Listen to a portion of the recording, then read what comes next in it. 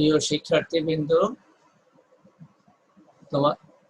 তোমাদেরকে অনলাইন ক্লাসে স্বাগতম।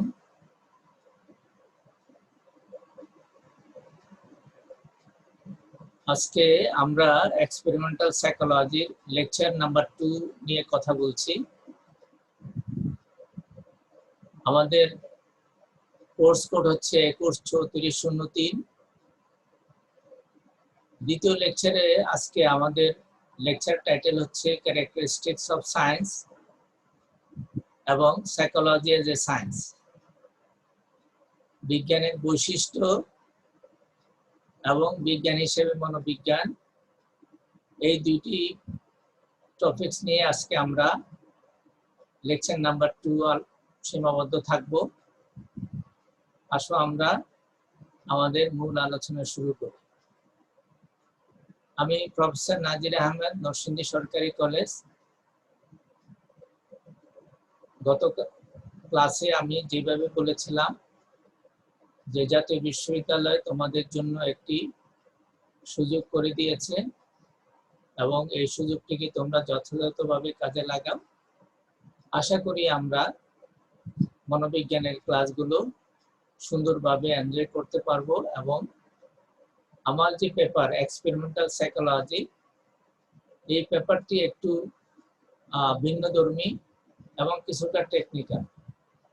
তারপর আমরা যথাসম্ভব চেষ্টা করব সহজ করে বিষয়গুলোকে বোঝানোর জন্য, যাতে অনার্স প্রথম বর্ষের শিক্ষার্থী হিসাবে তোমাদের পক্ষে বিষয়গুলো সহজে বোঝা সম্ভব হয়।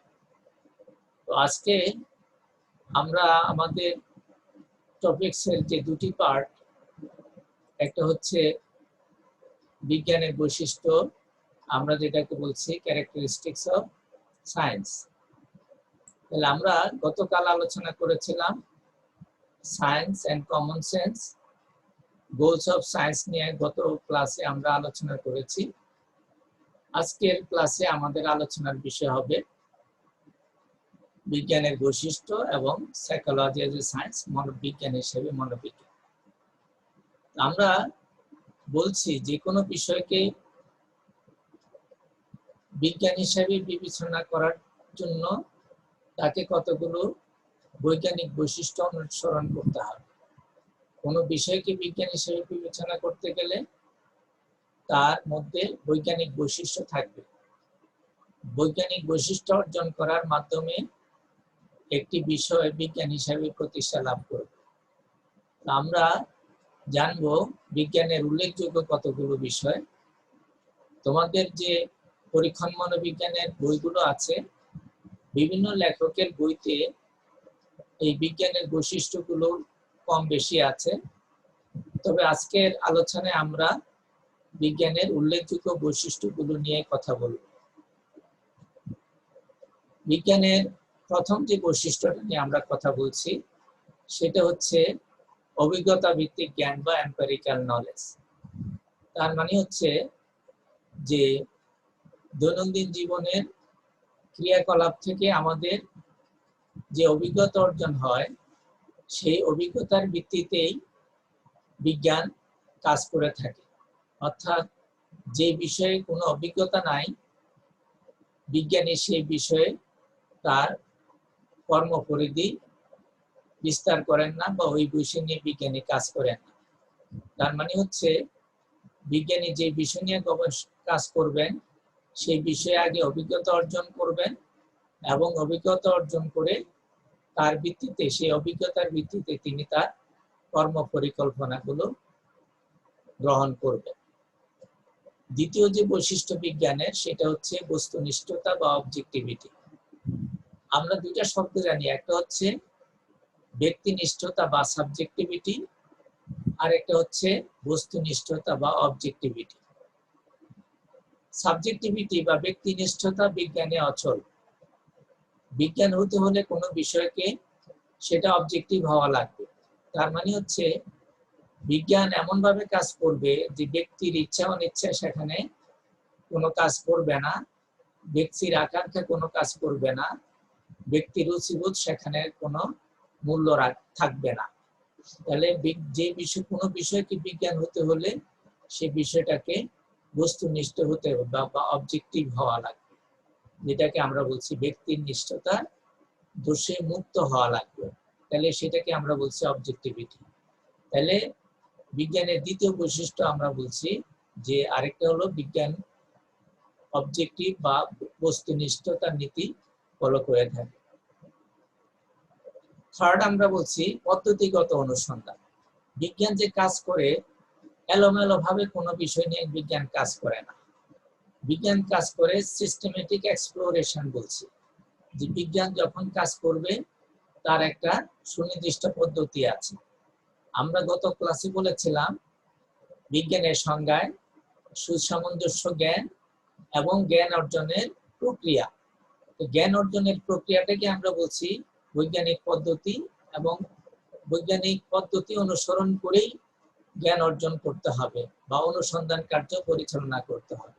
এই বিজ্ঞানের একটি অন্যতম বৈশিষ্ট্য হচ্ছে বিজ্ঞান বৈজ্ঞানিক পদ্ধতি অনুসরণ করে কোনো বিষয়কে পদ্ধতিগতভাবে অনুসন্ধান করে বা সিস্টেমেটিক এক্সপ্লোরেশন করে।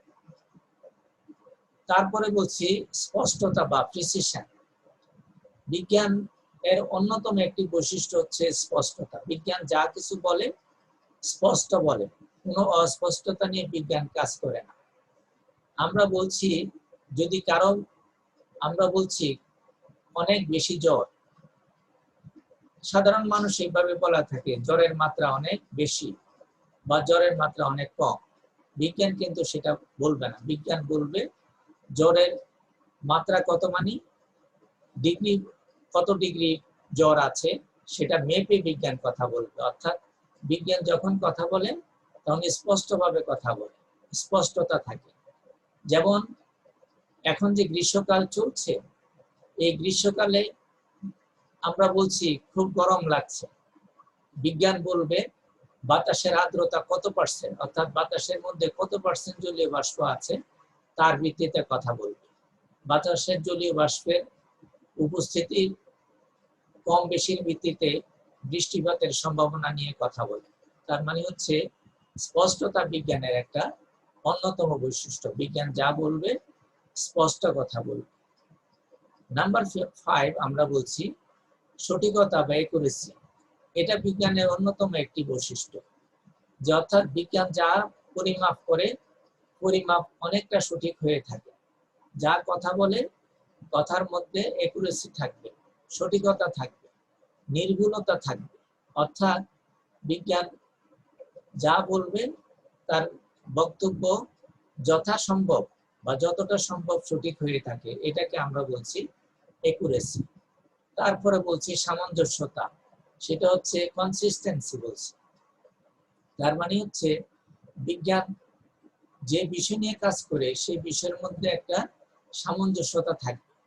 এমন কোনো ঘটনা ঘটে না বিজ্ঞানে যে কোনো একটা বিষয় পরিমাপ করলো, এটা সকালে একরকম হলো, দুপুরে একরকম হলো, বিকালে আরেক রকম হয়ে যায়, তাহলে সেই বিষয়টা বিজ্ঞানের আওতাভুক্ত হবে না। অর্থাৎ সবসময় একই ধরনের ফলাফল দিবে এবং ফলাফলগুলোর মধ্যে সামঞ্জস্যতা থাকবে। যে কোনো পরিস্থিতি, কোনো একটা পার্টিকুলার বিষয় নিয়ে যখন বিজ্ঞান পরীক্ষা করে, যে কোনো পরিস্থিতিতেই পরীক্ষা করুক না কেন, তার ফলাফলের মধ্যে সামঞ্জস্যতা থাকবে। যেমন রসায়ন বিজ্ঞানের কতগুলো পরীক্ষণ আছে, সেটা যে কোনো ল্যাবরেটরিতে করা হোক না কেন, যে ফলাফলগুলোর মধ্যে সামঞ্জস্যতা লক্ষ্য করা যায়। তারপরে আরেকটা বৈশিষ্ট্য বিজ্ঞানের, সেটা হচ্ছে পর্যবেক্ষণ যোগ্যতা, অবজারভেবিলিটি বলছি আমরা। যে বিষয়ে খোলা চোখে পর্যবেক্ষণ করা যায় না, সেই বিষয়টাকে বিজ্ঞানের আওতায় আনা অনেক কঠিন। অর্থাৎ বিজ্ঞান যে বিষয় নিয়ে কথা বলে সেই বিষয়টা আমাদের খোলা চোখে আমরা অবশ্যই দেখতে পাই এবং সেটার অস্তিত্ব বা বাস্তবতা সম্পর্কে বিজ্ঞান বক্তব্য দেয়। তাহলে পর্যবেক্ষণ যোগ্যতা বৈজ্ঞানিক পদ্ধতি, বিজ্ঞানের বৈশিষ্ট্যগুলোর মধ্যে একটি অন্যতম বৈশিষ্ট্য। আরেকটা হচ্ছে যাচাই যোগ্যতা বা টেস্টেবিলিটি। যে বিষয়কে যাচাই করা যায় না সেটা বিজ্ঞানের আওতায় পড়ে না।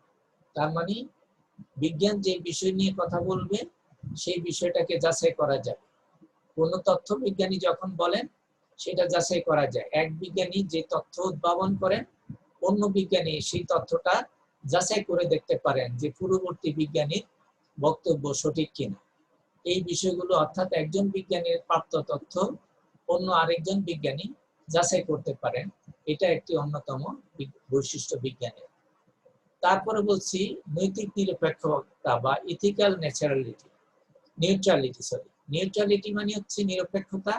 তার মানে হচ্ছে যিনি বিজ্ঞানী তিনি নিরপেক্ষ মানুষ এবং ইথিক্যালি নিরপেক্ষ। তার মানে হচ্ছে তিনি নৈতিক মানদণ্ড ফলো করেন এবং তিনি যদি কোনো সত্য উদ্ভাবন করতে পারেন তিনি সরাসরি বলেন যে আপাতভাবে এটি সত্য। আর তিনি যদি কোনো সত্য উদ্ঘাটন করতে গিয়ে সমস্যায় পড়েন বা কোনো সীমাবদ্ধতার তার সামনে আসে, তিনি অকপটে সেই সীমাবদ্ধতাকে স্বীকার করে নেন। অর্থাৎ বিজ্ঞানী যখন কাজ করেন তিনি তার কাজের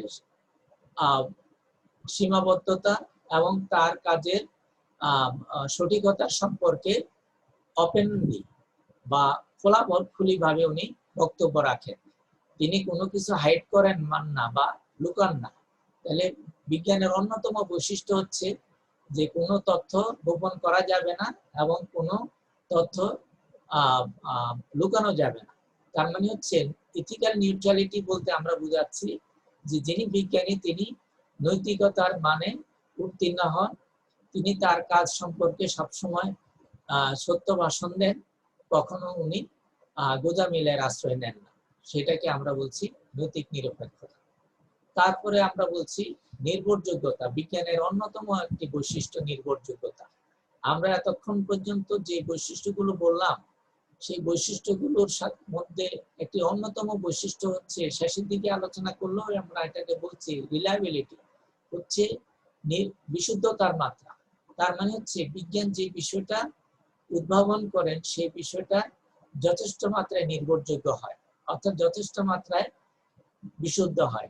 তাহলে রিলায়েবিলিটি আমরা বলতে বুঝাচ্ছি বিশুদ্ধতার মাত্রা, অর্থাৎ ভেজাল মুক্ততা। সহজ বাংলায় আমরা বলবো ভেজাল মুক্ততা। তাহলে রিলায়েবিলিটি বিজ্ঞানের একটি অন্যতম বৈশিষ্ট্য। বিজ্ঞান যে উদ্ভাবন করেন সেই উদ্ভাবিত বিষয়টাকে আমরা যথেষ্ট মাত্রায় নির্ভরযোগ্য বা রিলায়েবল বলি। কোনো একটা বিষয় রিলায়েবিলিটি বলতে বুঝাই আমরা তার বিশুদ্ধতার মাত্রা, যে বিষয় যে ঘটনাগুলো যত বেশি বিশুদ্ধ সেই ঘটনা বা বিষয়গুলো তত বেশি নির্ভরযোগ্য। তারপরে বিজ্ঞানের আরেকটি বৈশিষ্ট্য বলছি যথার্থতা যাচাই বা ভেরিফিকেশন। এটা একটা বিজ্ঞানের অন্যতম বৈশিষ্ট্য। তার মানে হচ্ছে কোনো একজন বিজ্ঞানী কোনো একটা বিষয় যদি উদ্ভাবন করেন সেই বিজ্ঞানী সেই বিষয়টা যখন সাধারণের জন্য উন্মুক্ত করে দেন তাহলে সেই বিষয়টাকে যাচাই করার প্রশ্ন আসে।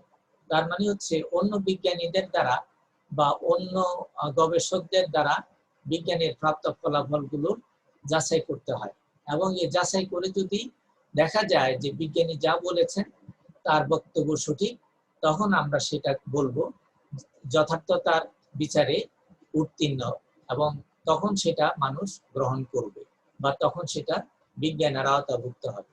তাহলে যথার্থতা বা ভেরিফিকেশন বিজ্ঞানের একটি অন্যতম বৈশিষ্ট্য।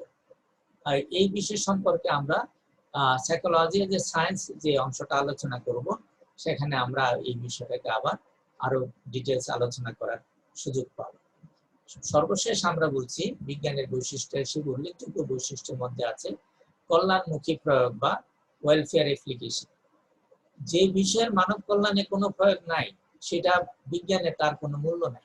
সোজা হিসাব, সোজা বক্তব্য হচ্ছে যে বিজ্ঞান এমন কিছু নিয়ে কাজ করে না যার কোনো উপযোগিতা নাই, যার কোনো মূল্য নাই বা যেটাকে বাস্তব জীবনে বা দৈনন্দিন জীবনে কাজে লাগানো যায় না, এমন কোনো বিষয় বিজ্ঞান হতে পারে না।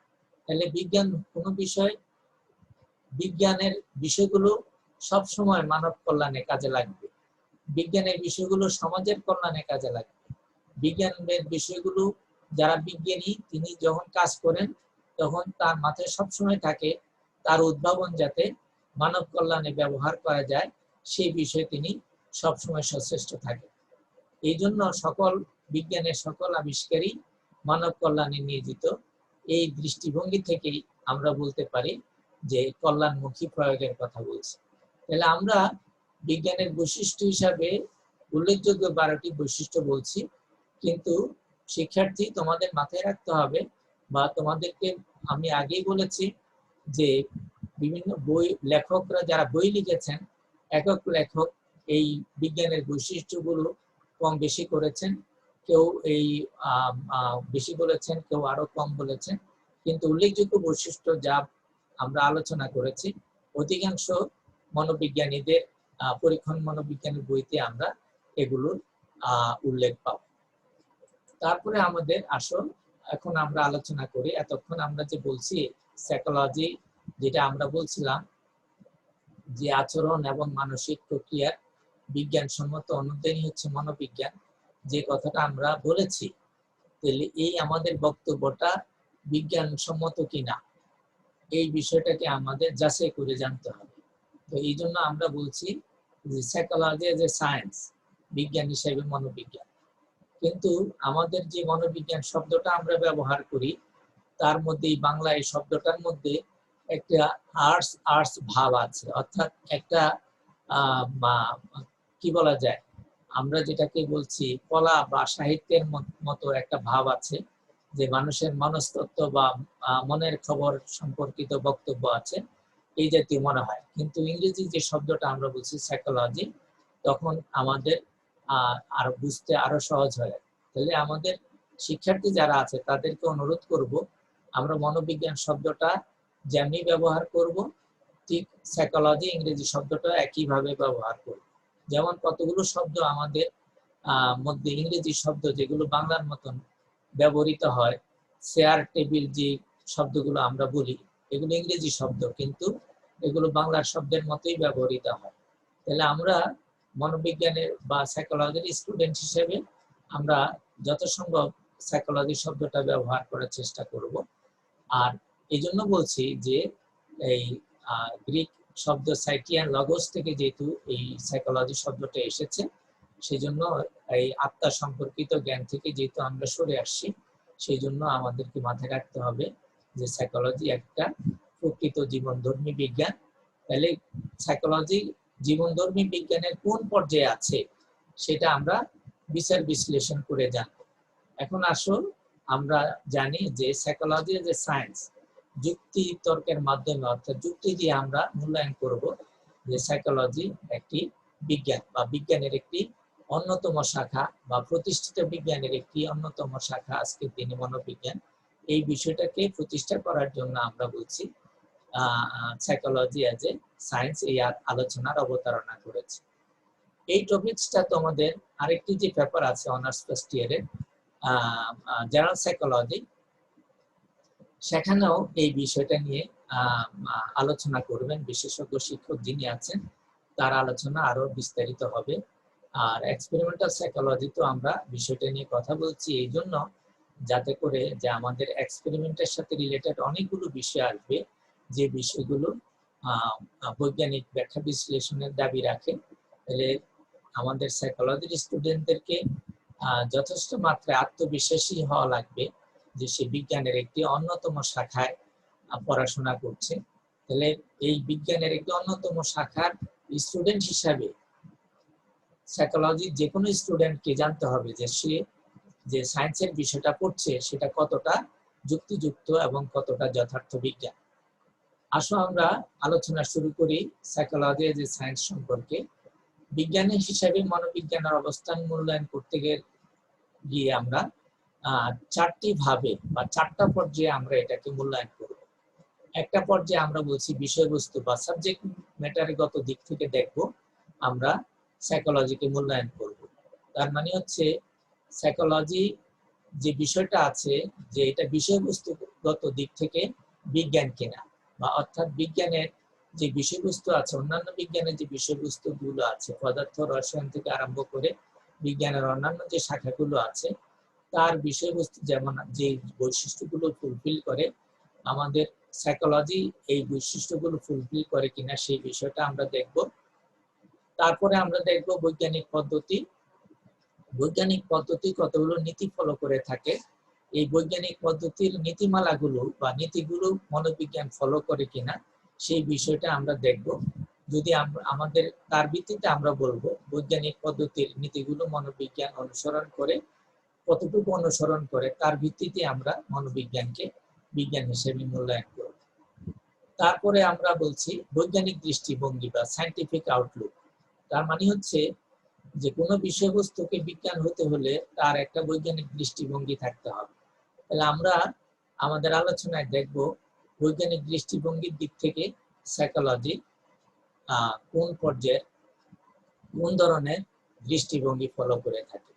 তাহলে আমরা বিষয়বস্তুগত দিক থেকে, বৈজ্ঞানিক পদ্ধতিগত দিক থেকে, বৈজ্ঞানিক দৃষ্টিভঙ্গিগত দিক থেকে আমরা সাইকোলজিকে মূল্যায়ন করব। তারপরে সর্বশেষ আমরা প্রয়োগশীলতা বা অ্যাপ্লিকেবিলিটির কথা বলবো, যে আমরা দেখব যে অন্যান্য বিজ্ঞানের মতো মনোবিজ্ঞান কতটা বাস্তব জীবনে তার প্রয়োগ কেমন আছে এবং মানব কল্যাণে তার কি কি অবদান আছে, এই বিষয়গুলো আমরা আলোচনা করব। তাহলে আমরা বলছি কোনো বিষয়কে বিজ্ঞান হতে গেলে আমরা তাকে এই চারটি বিষয়বস্তুগত দিক থেকে মূল্যায়ন করব। একটা হচ্ছে বিষয়বস্তু বা সাবজেক্ট ম্যাটারগত দিক থেকে বৈজ্ঞানিক পদ্ধতির নীতিমালা কতটা ফলো করে সেই বিষয়টা দেখব। তারপরে দেখব বৈজ্ঞানিক দৃষ্টিভঙ্গি বা সায়েন্টিফিক আউটলুক সাইকোলজি কতটা ফলো করে। তারপরে আমরা দেখব তার প্রয়োগশীলতা বা অ্যাপ্লিকেবিলিটি কতটা আছে। অন্যান্য বিজ্ঞানের মতোই মানব কল্যাণে সাইকোলজি কি অবদান রেখেছে।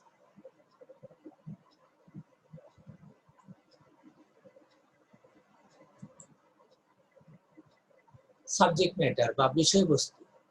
তাহলে আমরা দেখব যে সাইকোলজির যে বিষয়বস্তু আছে, অর্থাৎ সাইকোলজির বিষয়বস্তু আমরা বলছি মানুষের আচরণ এবং মানসিক প্রক্রিয়া বিজ্ঞানসম্মত অনুদানই হচ্ছে মনোবিজ্ঞান। তাহলে এই যে আচরণ আর মানসিক প্রক্রিয়া, এই যে বিষয়বস্তুটা আছে, এই বিষয়বস্তুটা কি বৈশিষ্ট্য আছে আমরা দেখি বিজ্ঞানের বিষয়বস্তু পর্যবেক্ষণযোগ্য হবে। তাহলে আমরা বলছি বিষয়বস্তুগত দিক থেকে দেখি বিজ্ঞানের বিষয়বস্তুগুলো পর্যবেক্ষণযোগ্য হবে। তার মানে হচ্ছে আমরা যে আচরণ আর মানসিক প্রক্রিয়ার কথা বলছি, এই আচরণ এবং মানসিক প্রক্রিয়া পর্যবেক্ষণযোগ্য কিনা। তার মানে আমরা বলছি যে মানুষ যা কিছু করে তাই হচ্ছে তার আচরণ।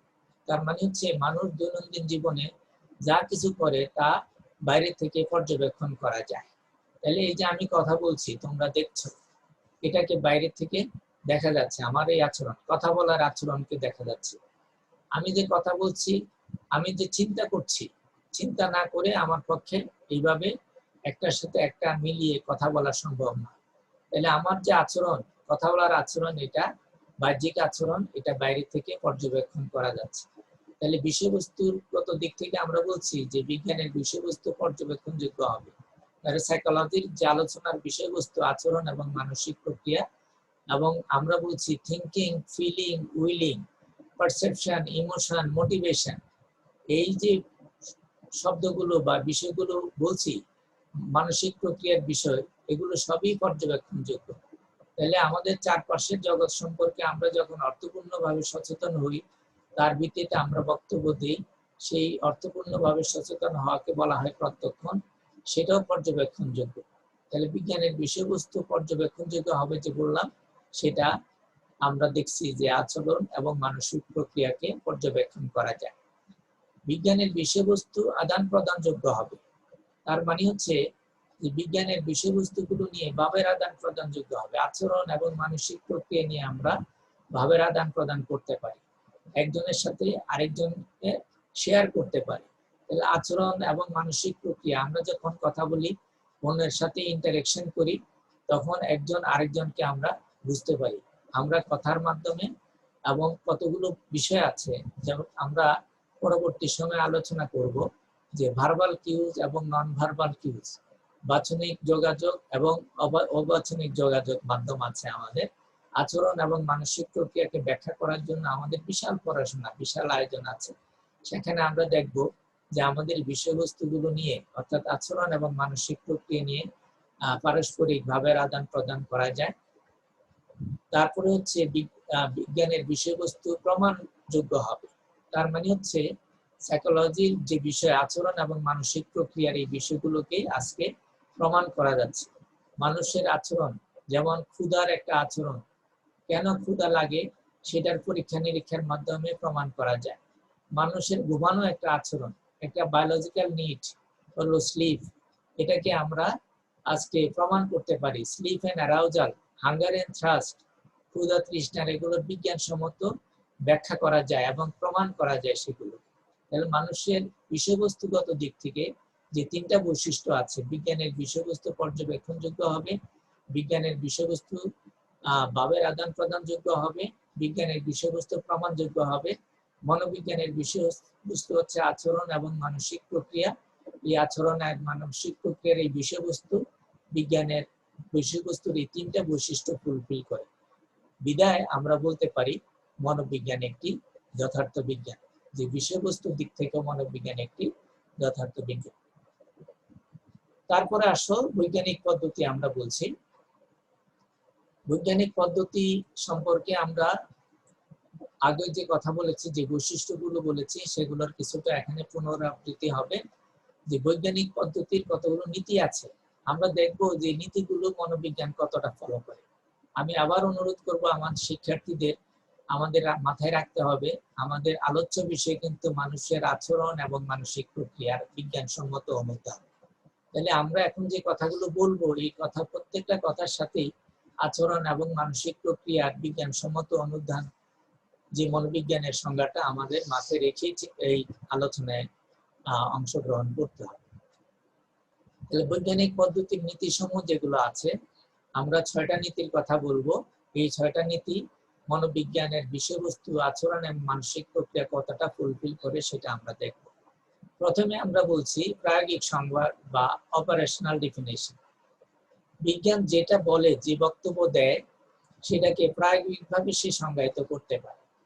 আমরা পদার্থবিজ্ঞানের কতগুলো বিষয় দেখি, যে পদার্থবিজ্ঞান যে বিষয়গুলো নিয়ে কাজ করে, পদার্থবিজ্ঞান সময় নিয়ে কাজ করে, পদার্থবিজ্ঞান আলো নিয়ে কাজ করে, পদার্থবিজ্ঞান বস্তুর ওজন ভর নিয়ে কাজ করে, পদার্থবিজ্ঞান গতি নিয়ে কাজ করে। তার পাশাপাশি রসায়ন বিজ্ঞান বিভিন্ন ধরনের রাসায়নিক বস্তু নিয়ে কাজ করে। এবং এই যে তারা বিষয়বস্তু, যে বিষয়গুলো নিয়ে কাজ করে, সেগুলোকে তারা প্রায়োগিকভাবে সংজ্ঞায়িত করতে পারে। তাহলে পদার্থবিজ্ঞান যখন বলে গতি, বেগ, দ্রুতি, ভর, এই বিষয়গুলো যখন তারা বলে, প্রত্যেকটাকে তারা প্রায়োগিকভাবে সংজ্ঞায়িত করতে পারে।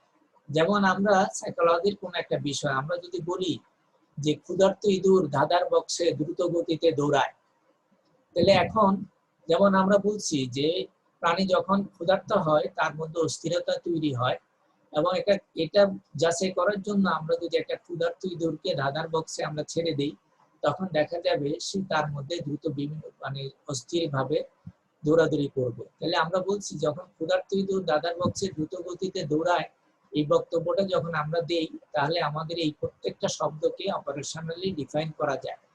ক্ষুধাটা কি, হোয়াট ইজ হাঙ্গার, এটার একটা বায়োলজিক্যাল বেসিস আছে, যে শরীরে যখন প্রয়োজনীয় নিউট্রিয়েন্টের অভাব ঘটে, তখন সেটাকে আমরা বলছি ক্ষুধা। এবং এই ক্ষুধার বিশাল ব্যাখ্যা আছে, এক ধরনের স্টোমাক কেন্দ্রিক ব্যাখ্যা আছে এবং এক ধরনের হাইপোথ্যালামিক ব্যাখ্যা আছে। এই ব্যাখ্যাগুলো আমরা মনোবিজ্ঞানীরা দিয়ে থাকি এবং অপারেশনে ডিফাইন করতে পারি আমরা ক্ষুধাকে। দ্রুত গতি যেটাকে আমরা বলছি, গতি হচ্ছে একটা দূরত্ব এবং সময়, একটা নির্দিষ্ট সময়ে একটা নির্দিষ্ট দূরত্ব অতিক্রম করাকে গতি বলা হয়। তাহলে এই যে গতির সংজ্ঞা, এটাকে প্রায়োগিকভাবে আমরা দেখাতে পারি। অর্থাৎ আমরা যখন দেখি সময়ের প্রেক্ষিতে একটা বস্তু তার অবস্থানের পরিবর্তন করে, তখন সেটাকে আমরা বলছি গতি। তাহলে মনোবিজ্ঞান আজকে যে বিষয়গুলো আমরা কথা বলছি, যে সাইকোলজির আচরণ এবং মানসিক প্রক্রিয়ার প্রত্যেকটা বিষয়কে এই অপারেশনালি ডিফাইন করা যায় বা প্রায়োগিকভাবে সংজ্ঞায়িত করা যায়। আচরণের প্রত্যেকটা আমরা বলছি আণবিক আচরণ, সামগ্রিক আচরণ, তারপরে মোলার, তারপর ঐচ্ছিক আচরণ, অনৈচ্ছিক আচরণ, এই সবগুলোকেই, যত ধরনের আচরণ আছে মানুষের, সেই আচরণগুলোকে আমরা প্রায়োগিকভাবে সংজ্ঞায়িত করতে পারি। তারপরে বস্তুনিষ্ঠতা বা অবজেক্টিভিটি, এটা আমরা বলছি যে এটা একটা বৈজ্ঞানিক পদ্ধতির অন্যতম নীতি। তার মানে হচ্ছে সাবজেক্টিভিটির কোনো মূল্য বিজ্ঞানে নাই। তাহলে আচরণ এবং মানসিক প্রক্রিয়া নিয়ে আমরা যখন কথা বলবো, আমাদের কথাগুলো হবে বস্তুনিষ্ঠ বা অবজেক্টিভ। আমরা মানুষের আচরণ সম্পর্কে তথ্য সংগ্রহ করব, মানসিক প্রক্রিয়া সম্পর্কে তথ্য সংগ্রহ করে বস্তুনিষ্ঠ বক্তব্য দিয়ে থাকি।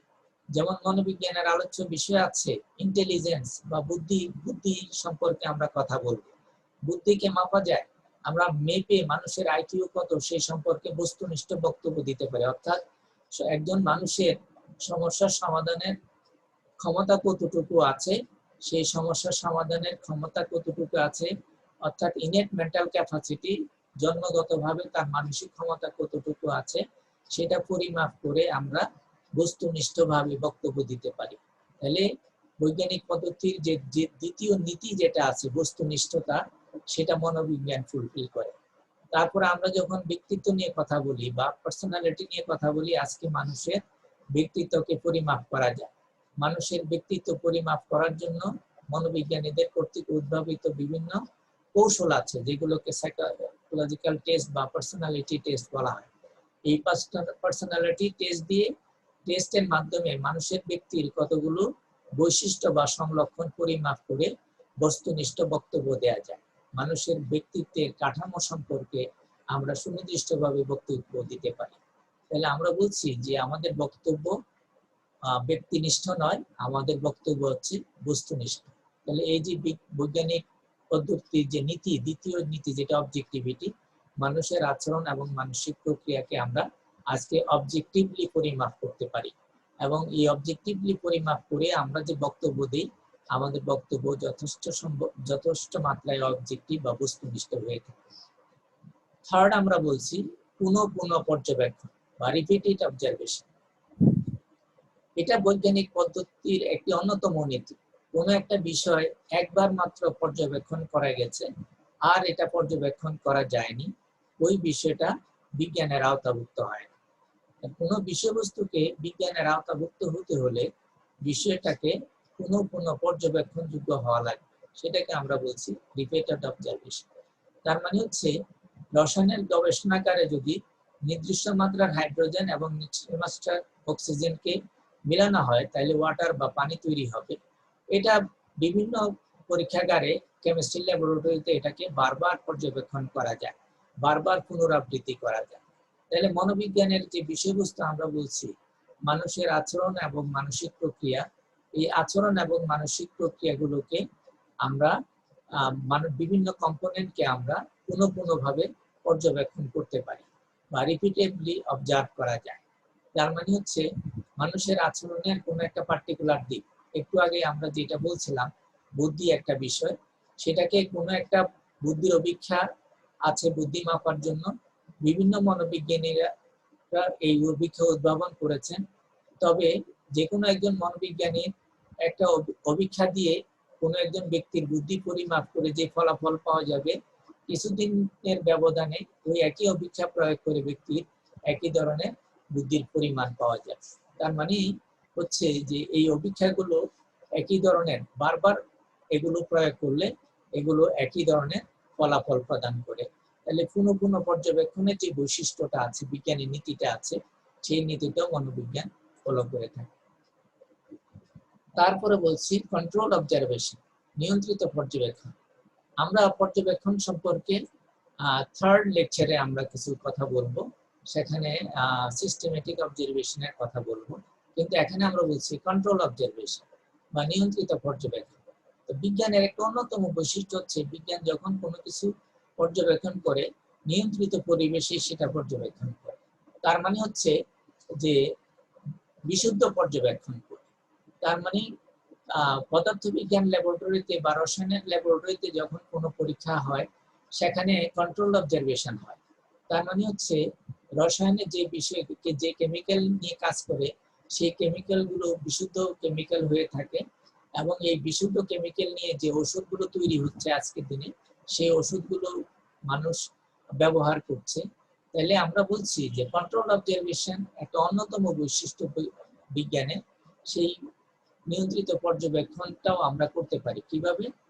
যে আমরা যখন মানুষের আচরণ পর্যবেক্ষণ করি তখন আমরা কন্ট্রোল সিচুয়েশন তৈরি করতে পারি, নিয়ন্ত্রিত পরিবেশ তৈরি করে, যাতে বাইরের কোনো ঘটনাগুলো, অবাঞ্ছিত ঘটনাগুলো মানুষের আচরণের উপর প্রভাব বিস্তার করতে না পারে।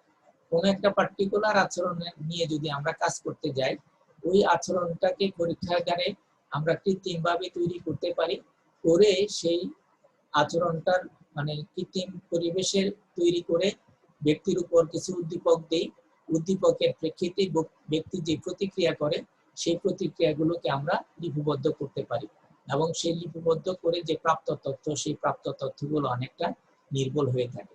তার মানে আমরা কন্ট্রোল অবজারভেশনের যে বৈশিষ্ট্যটা, সেটাও আমরা মনোবিজ্ঞান ফলো করি। আরেকটা হচ্ছে সাধারণীকরণ বিজ্ঞানের অন্যতম একটি বৈশিষ্ট্য। এই সাধারণীকরণ অর্থাৎ আমরা গত ক্লাসে বলেছি যে কিছু সংখ্যক নমুনা নিয়ে নমুনায় প্রাপ্ত তথ্যের ভিত্তিতে সমগ্র সম্পর্কে সাধারণীকরণ করে। তাহলে মানুষের আচরণ সম্পর্কে কোনো বক্তব্য দেওয়ার জন্য, মানুষ কেন দুর্নীতি করে, মানুষ কেন সন্ত্রাসী আচরণ করে, মানুষ কেন মানুষের মধ্যে ব্যক্তিত্বের বিকৃতি কেন ঘটে, এই সম্পর্কিত কোনো গবেষণা যখন মনোবিজ্ঞানী করবেন তখন সব মানুষ নিয়ে গবেষণা করার প্রয়োজন হয় না। যে পার্টিকুলার সিমটম নিয়ে আমরা কাজ করব, ওই সিমটম সম্পন্ন কিছু সংখ্যক লোককে নিয়ে গবেষণা করে তাদের যে কারণে তাদের মধ্যে সিমটম দেখা দিয়েছে ওই কারণগুলো যদি জানি, তাহলে আমরা বলতে পারি ওই পার্টিকুলার সমস্যাগ্রস্ত ব্যক্তিদের সবার পিছনে ওই রোগের পিছনে ওই কারণ বিদ্যমান আছে। সেটাকে আমরা বলছি জেনারেলাইজেশন বা সাধারণীকরণ। অন্যান্য বিজ্ঞানের মতোই মনোবিজ্ঞান আজকে সাধারণীকরণ নীতি ফলো করতে পারে। তারপরে আমরা যেটাকে বলছি যে ভেরিফিকেশন, যেটা যথার্থতা প্রমাণ বা ভেরিফিকেশন বলছি, যে ভেরিফিকেশন অর্থাৎ একজন মনোবিজ্ঞানীর প্রাপ্ত তথ্য আরেকজন মনোবিজ্ঞানী দ্বারা প্রমাণ করা যায় এবং সেই বিষয়কে ভেরিফাই করা যায়।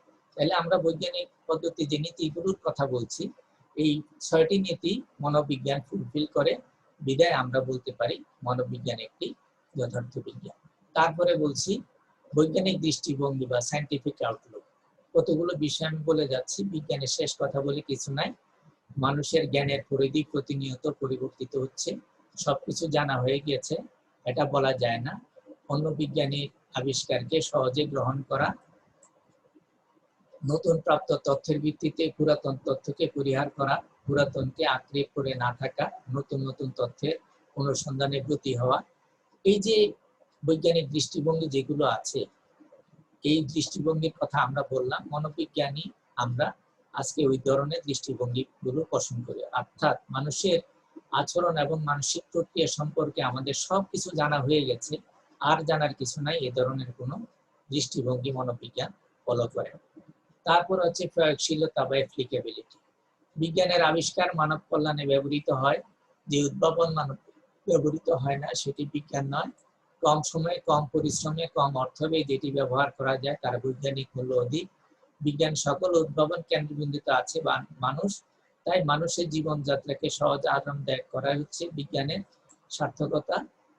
এই বিষয়গুলো যখন আমরা বলছি, তার মানে হচ্ছে এই প্রয়োগশীলতা আজকে মনোবিজ্ঞান বহু ক্ষেত্রে ব্যবহৃত হচ্ছে। শিক্ষা মনোবিজ্ঞান, শিক্ষা ক্ষেত্রে ব্যবহার করা নীতিগুলো শিক্ষা ক্ষেত্রে প্রয়োগ করা যাচ্ছে।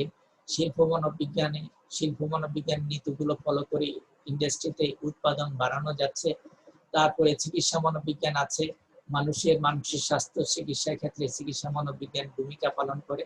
অর্থাৎ শিক্ষা মনোবিজ্ঞান, চিকিৎসা মনোবিজ্ঞান, শিল্প মনোবিজ্ঞানের বিভিন্ন শাখাগুলো আজকের দিনে মানুষের কল্যাণে প্রয়োগ করা যাচ্ছে।